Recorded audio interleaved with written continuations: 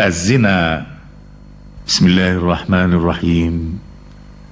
الزانية والزاني فاجلدوا كل واحد منهما 100 جلدة، ولا تأخذكم بهما رأفة في دين الله إن كنتم تؤمنون بالله واليوم الآخر، وليشهد عذابهما طائفة من المؤمنين.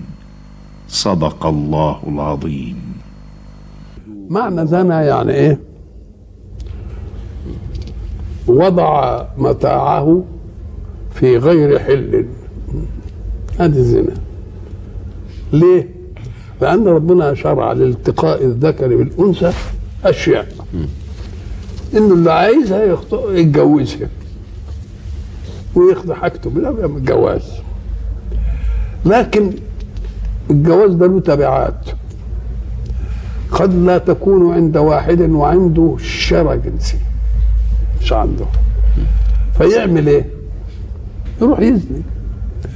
ما يزنيش الا في واحده برضه عندها الايه؟ ما عندهاش القدره، ما حدش قدم لها. فربنا شرع حد لهذه المساله علشان ايه؟ يحافظ على الاعراض. الحق سبحانه وتعالى لما حب المساله الجنسيه تنتهي شرع لها ايجاب وقبول من ولي الامر وامام الناس كلهم. ولذلك انت تلاحظ لو ان واحدا جاء فقال لي في ولد ابن كلب كل يوم يمر عشان يبص على الشباك ولا البلكونه للبنات بناتك، ماذا اصنع فيه؟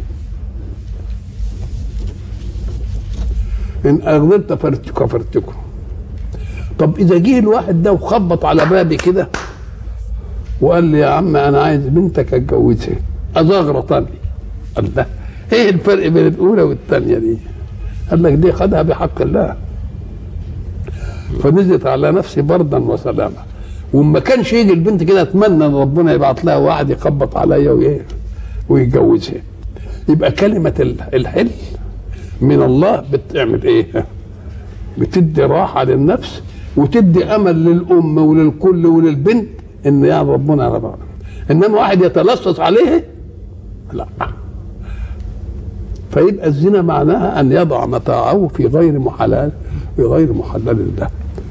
ودي بقى السنه عملت ان كان يعني مش محصن، يعني ما عندوش زوجه وهي ما عندهاش زوجه، يبقى نديلهم 100 جلده. انما ان كان عنده زوجه وهي عندها زوج يبقى ما لهمش حاجه. طب ما انتوا عندكم مصرف حلال، ايه اللي يخليكم تروحوا للحضانه؟ يبقى ده الرجم. طب هو ملوش زوج نرجمه وهي لها زوج، نجلده وهي لها زوج نرجمها. ان كان لهم ازواج الاثنين يترجموا الاثنين.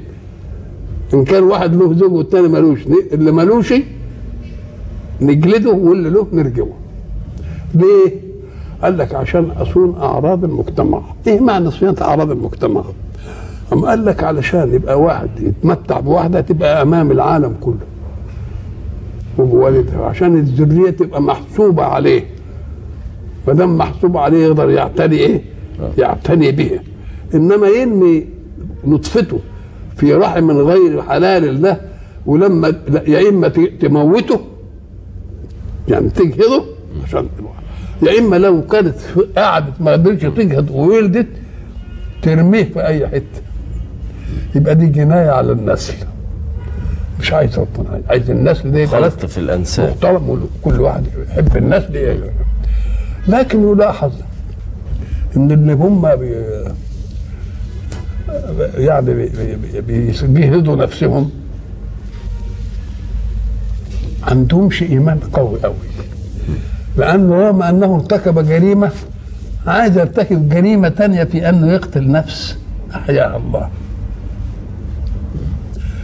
اللي خلتها شويه احسن من الاولانيه، ولما وضعت رمتها في الايه؟ في الشارع. ودول اتنين لهم صورتين، صوره ترميه في حته هي مظنه ان يجده الغير ويجد غير يكون مؤمن صالح، ولا مش عايزه بس تروح رميها في اي حته. ولذلك تلاحظ ان الناس اللي بيجوا لقطه تجدهم داروا يا قدام كنيسه ان كانوا مسيحيين، يا قدام مسجد. قال لك لان دول الناس الاتقياء اللي يقدروا ايه؟ يرعوا حق الله في تربيه هذا الايه؟ هذا اليتيم. نلاحظ بقى ان البنت لما تحمل من زنا ماذا تصنع؟ تدارى من المجتمع وتوسع هدومها عشان ما حدش يدركها لحد ما الحمل يبقى واضح قوي، مش عايزه حد يشوفها. لكن اللي حبلت من حلال يا سلام، ساعة ما تحمل الكل يعبر انها حبلت، وتمشي بقى تتدلع وتعمل ظهرها كده وتطبطب ولا اوعي تقوم يلا، اكن ده حلال مشرف، حاجه تفرح لانها جايه بطريق احله الله، ودي كانت بتدارى عشان ده طريق حرمه الايه؟ حرمه الحق سبحانه وتعالى. فبيقول لك بعدين ساعة ما يجي الواحد العقوبة، الجريمة فاتت، لكن ساعة العقوبة يمكن الناس تحن عليها. فقال ولا تأخذكم بهما رأفة في دين الله، لأن إن أخذتكم بها رأفة الغير يبقى يعملها إسوة، أقول لك هو بيعملوا إيه يعني؟ علشان إيه؟ يبقى إذن حين يغلظوا ولا تأخذكم بهما رأفة في دين الله مش عايزة تتكرر، وعايز الكل يفهم إن حصل منه كده هيحصل له إيه؟ هيحصل له كده. شرب الخمر. بسم الله الرحمن الرحيم. يا أيها الذين آمنوا إنما الخمر والميسر والأنصاب والأزلام رجس من عمل الشيطان فاجتنبوه لعلكم تفلحون. صدق الله العظيم.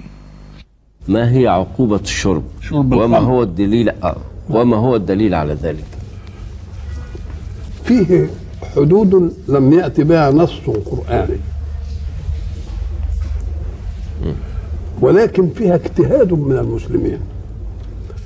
مسألة شرب الخمر ما وردش فيها حد شرع، يعني في الكتاب ما وردش، لأن رسول الله صلى الله عليه وسلم، لأن احنا قلنا ان سيدنا الإمام علي قال ترد علينا أمور لا نجد فيها لا كلام ربنا ولا كلام النبي، فماذا نصنع يا رسول الله؟ وضع المبدأ وقال اجمعوا لهم العباد واجعلوها شورى بينهم ولا تقضوه برأي واحد.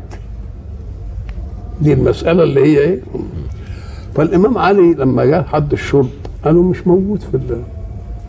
قال الشرب بيعمل ايه؟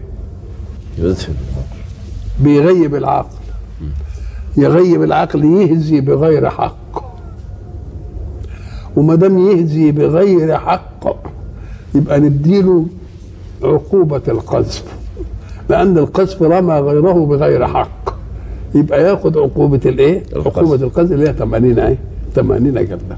خدوها بالقياس، اسمه القياس. بالقياس أن تقيس شيء على شيء معلوم الحكم باشتراكهما في شيء واحد.